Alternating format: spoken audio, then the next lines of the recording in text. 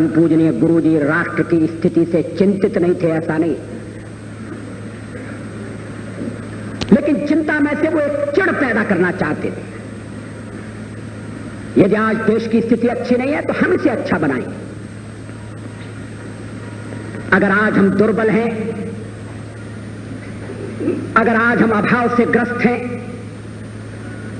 अगर भारत माता का कोई भी पुत्र या पुत्री सम्मान से, समृद्धि से जीवन यापन करने की क्षमता नहीं रखता तो ये हमारे लिए चुनौती है, और हम इस चुनौती का सामना करके भारत के भाग्य को बदलेंगे। उनकी चिंता में से ये संकल्प पैदा होता।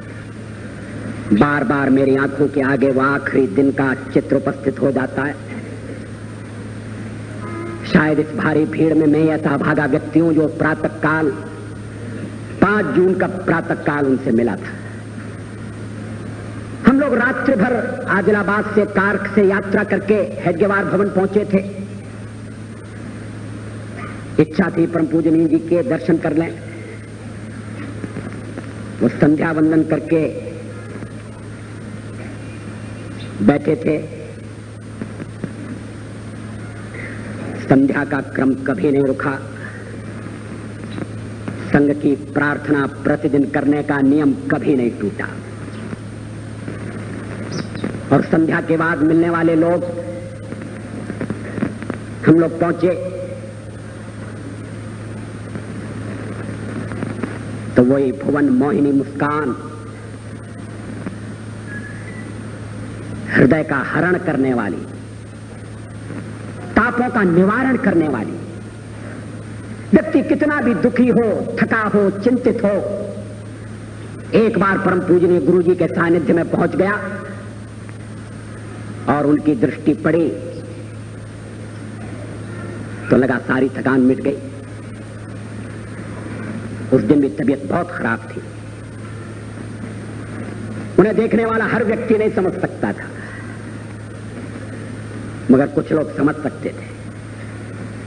डॉक्टर आबाजी थत्ते मौजूद थे, लेकिन उन्होंने सबसे परिचय प्राप्त किया। आज इलाहाबाद से आए हैं, ये कौन है? अच्छा, वहां मुलाकात हुई थी, मैं तुम्हारे घर पर ठहरा था। ये बाल स्वयं सेवक का नाम क्या है? हम लोग जनसंघ के कार्यकर्ता थे। कैसा कार्यक्रम हुआ? फिर जब एक डॉक्टर का परिचय कराया गया तो उन्होंने कहा, आप कौन से डॉक्टर हैं? मैं एक ऐसे डॉक्टर को जानता हूं जो किसी मरीज को देखने के लिए गए और डॉक्टर ने मरीज से पूछा, बताओ तुम्हें क्या तकलीफ है? तो मरीज बिगड़ गया। कहने लगा, अगर तकलीफ आपको ही बताना है और मुझे ही बताना है तो फिर आपकी क्या जरूरत है?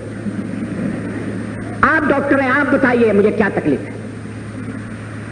तो डॉक्टर ने कहा, ठहरो, मैं ऐसा डॉक्टर बुलाकर लाता हूं जो बिना तुम्हारे बताए तुम्हारा इलाज करेगा। और वो डॉक्टर बाहर निकलकर एक वेटरनरी सर्जन को बुलाकर ले आए, एक जानवरों के डॉक्टर को बुलाकर ले आए। कहने लगे कि ये तुम्हारा इलाज कर सकते हैं, इनके मरीज को कुछ बताने की जरूरत नहीं पड़ती, ये स्वयं सब कुछ समझ लेते हैं। तो फिर उन्होंने जो हमारे साथ डॉक्टर थे उनसे पूछा, आप कौन से डॉक्टर हैं? ये विनोद था, वो जानते थे वो डॉक्टर कौन है। मगर मृत्यु दरवाजे पर खड़ी थी, शरीर साथ छोड़ रहा था, संसार के बंधन एक एक करके टूट रहे थे। परम पूजनीय गुरु जी जानते थे अंतिम बुलावा आ गया है। प्रातः काले उन्होंने कहा था, घंटी बज रही है। For whom the bell toll, ये घंटी किसके लिए बजती है? लेकिन स्वयं सेवक आ गए तो मरण को भी मानो एक तरफ रख दिया, पीड़ा को पी गए, शरीर की व्यथा को भूल गए और स्वयं सेवकों के साथ हंसी, विनोद, परिचय। चाय लाओ। चाय भी उनके लिए एक लोक संग्रह का साधन थी। उन्हें यह भी स्मरण था कौन चाय पीता, कौन नहीं पीता। मेरे पेट में तकलीफ थी, मैंने चाय पीना बंद कर दिया था। ऑपरेशन के बाद मैं पीने लगा। मगर उन्हें स्मरण था कि ये चाय नहीं पीता है।